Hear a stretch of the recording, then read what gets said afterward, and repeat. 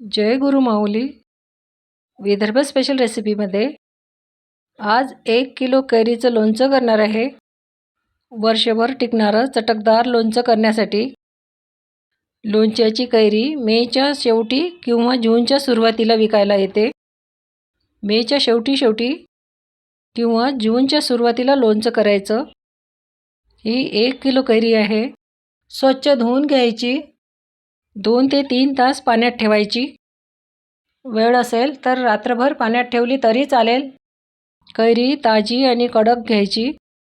नरम पडलेली कैरी अजिबात घ्यायची नाही.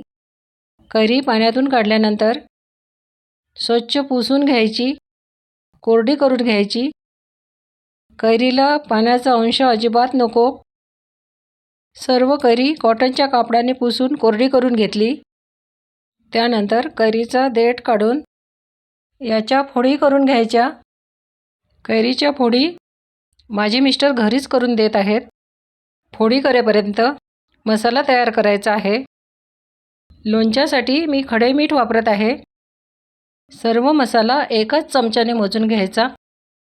3 चमचे खडे मीठ मिक्सरच्या भांड्यात बारीक करून घ्यायचं.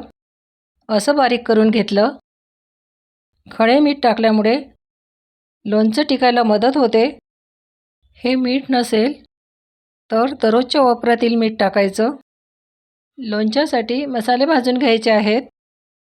1 चमचा मेथीदाणे, 6-7 लवंग, अर्धा चमचा मिरे, 1 छोटा दालचिनीचा तुकडा घेतला.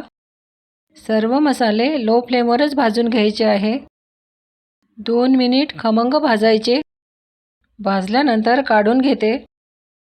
3 चमचे सोप हलकीशी भाजून घ्यायची. 1 मिनिट भाजायची आहे. हे सर्व थंड होण्यासाठी एका भांड्यात काढून घ्यायचं. 3 चमचे जिरे भाजून घ्यायचे. सर्व साहित्य एकाच चमच्याने मोजून घेतलं आहे. 1 मिनिटच भाजून घ्यायचं. लोणचं बरेच दिवस टिकण्यासाठी सर्व साहित्य भाजूनच घ्यायचं आहे. त्याच कढईमध्ये 5 चमचे धने भाजून घ्यायचे. धने भाजायला वेळ लागत नाही, लवकर भाजले जातात. 2 मिनिट भाजायचे. पाण्याचा अंश नको म्हणून सर्व मसाले भाजायचे आहेत. मोहरीची डाळ गरम करून घ्यायची. 6 चमचे मोहरीची डाळ घेत आहे. हलकीशी भाजून घ्यायची. गरम करून घ्यायची. सर्व मसाले फॅनखाली थंड करून घ्यायचे. अर्धा चमचा कलौंजी हलकीशी गरम करून घ्यायची. कलौंजीमुळे लोणचं टिकायला मदत होते. लो फ्लेमवर हलकीशी गरम करून घेतली. काढून घेते. मिक्सरमध्ये बारीक केलेलं खडं मीठ थोडं भाजून घ्यायचं. यातील ओलसरपणा कमी करण्यासाठी हलकंसं भाजायचं. फक्त 2 मिनिट भाजायचं. छान कोरडं झालं आहे. भाजलेले सर्व मसाले थंड झाल्यावरच बारीक करायचे आहे. लोणच्यासाठी तेल गरम करून घ्यायचं. 300 ml फल्ली तेल घेत आहे. लोणच्यासाठी शेंगदाणा तेलच वापरायचं. कडकडीत गरम करून घ्यायचं आहे. थोडा धूर निघेपर्यंत गरम करायचं.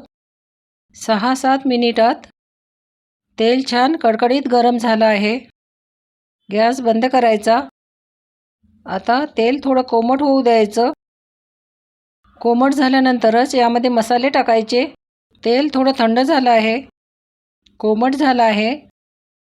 यामध्ये अर्धा चमचा हिंग. हा खडे हिंग आहे. कडकडीत तेलामध्ये हिंग टाकायचा नाही. तेल कोमट झाल्यावरच टाकायचा. मिक्स करून घ्यायचं. भाजलेले सर्व मसाले मी मिक्सरमध्ये जाडसर बारीक करून घेतले. तेही यात टाकत आहे. जिरे पावडर, जाडसर काढलेली सोप, मोहरी डाळ, मेथी, लवंग, जिरे, दालचिनीची पावडर, कलौंजी, 2 चमचे लाल मिरची पावडर, घरी तयार केलेली मिरची पावडर आहे. रंग छान आहे.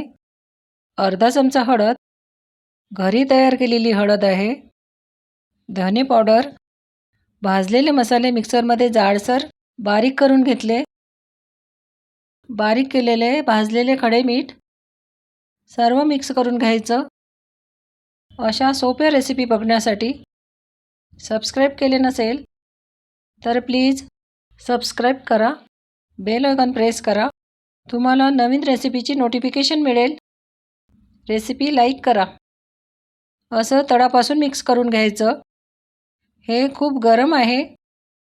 हा मसाला पूर्णपणे थंडगार झाल्यावरच यामध्ये करीच्या फोडी टाकायच्या. मसाला थंड व्हायला 1-1.5 तास लागतो. हा मसाला मी फॅनखाली ठेवत आहे. कैरीच्या घरीच फोडी करून घेतल्या. अशा एकसारख्या फोडी करून घेतल्या. देठाचा भाग काढून घेतला. पांढरे शुभ्र फोडी घ्यायच्या. पिवळ्या पडलेल्या फोडी घेऊ नका. याला हळद मीठ काहीही लावलेलं नाही. अशाच फोडी घेणार आहे. 1-1.5 तासांनी मसाला पूर्णपणे थंड झालेला आहे. मिक्स करून घ्यायचा. लोणच्याचा मसाला पूर्णपणे थंड झाल्यावरच फोडीवर टाकायचा आहे. मिक्स करून घ्यायचं. प्रत्येक फोडीला मसाला लागायला पाहिजे. याचा रंग असाच राहण्यासाठी, याला बुरशी न येण्यासाठी सगळ्यात शेवटी यामध्ये 2 चमचे पिठी साखर टाकत आहे. पिठी साखरमुळे रंग बदलत नाही, बुरशी लागत नाही. 5-6 मिनिट छान मिक्स करून घ्यायचं. आपण लोणचं करण्यासाठी जी भांडी वापरतो ती कोरडी असायला पाहिजे. असं एकसारखं मिक्स करून घेतल्यानंतर यावर झाकण ठेवून रात्रभर असंच ठेवायचं आहे. दुसऱ्या दिवशी बघा, तेल छान वर आलं आहे. लोणच्याचा मस्त सुवास येत आहे. रंगही छान आला.